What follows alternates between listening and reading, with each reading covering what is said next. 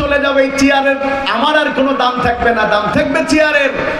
পরবর্তীতে যিনি বসবেন তার দাম থাকবে চেয়ারের, ব্যক্তির দাম নাই। চেয়ারের উপরে বসেছে ব্যক্তি, চেয়ারের কারণে ব্যক্তির দাম বেড়ে গিয়েছে।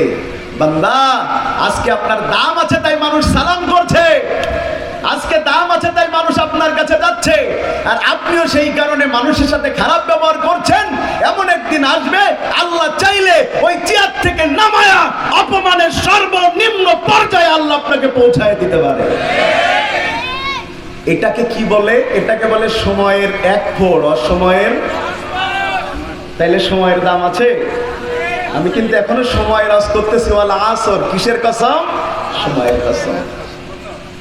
খুব মন দিয়া বুঝেন, আপনি আছেন যতদিন দাম আছে ততদিন। 5 তলা বাড়ি আপনি করেছেন, কত কষ্ট হয়েছে আপনি জানেন। ব্যাংক থেকে লোন করেছেন, টাকা পরিশোধ করতে গিয়েছেন, মন আপনার, লোন পরিশোধ করতে পারেন না, চিন্তায় হার্ট অ্যাটাক পর্যন্ত করেছেন।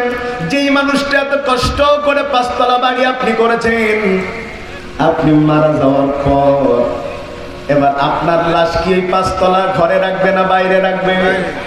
জোরে বলেন, কোথায় রাখবে? বাইরে রেখেছে। রাখবার পরে আত্মীয় স্বজন আপনারা ঘিরে ধরে রেখেছে। হঠাৎ করে বৃষ্টি চলে এসেছে, বৃষ্টি। আরে আপনার পাশে বসা যেই ছেলেটা কাঁদছিল সেও ঘরে চলে গেছে, আপনার স্ত্রী কাঁদছিল সেও ঘরে চলে গেছে, আপনার যে ভাই সেও ঘরে চলে গেছে। সবাই বলছে সবাই ঘরে যাও, লাশটাকে ঘরে তুলো। কেউ এই কথা বলে না, বরং বলে একটা পলিথিন দিয়া ওই লাশের খাটিয়াটাকে তুমি ঢেকে রাখো। বান্দার এক সময়ের কি দাম, বান্দারের জীবনের কি দাম। মরার আগ পর্যন্ত তুমি কারোর ভাই ছিলা, মরার আগ পর্যন্ত তুমি কারোর বাবা ছিলা, চাচা ছিলা। আজকে তুমি মরে গেছো, তোমার একটাই পরিচয়, তুমি লাশ। কথা বলছেন না কেন? একটাই পরিচয়, তুমি লাশ। তুমি মেম্বার ছিলা, তুমি চেয়ারম্যান ছিলা, তুমি এমপি ছিলা, তুমি প্রধানমন্ত্রী ছিলা। এটা কেউ বলে না, বলে না যে প্রধানমন্ত্রীকে কবরে নামাও, বলে যে লাশটাকে কবরে নামাও। মানুষ জীবনের তো কোনো দাম নাই, কোনো দাম নাই, কিন্তু সময়ের দাম আছে, সময়ের দাম আছে। বুঝেন সময়ের দাম আছে কেমনে? ভাই আপনাদের কষ্ট হচ্ছে না তো?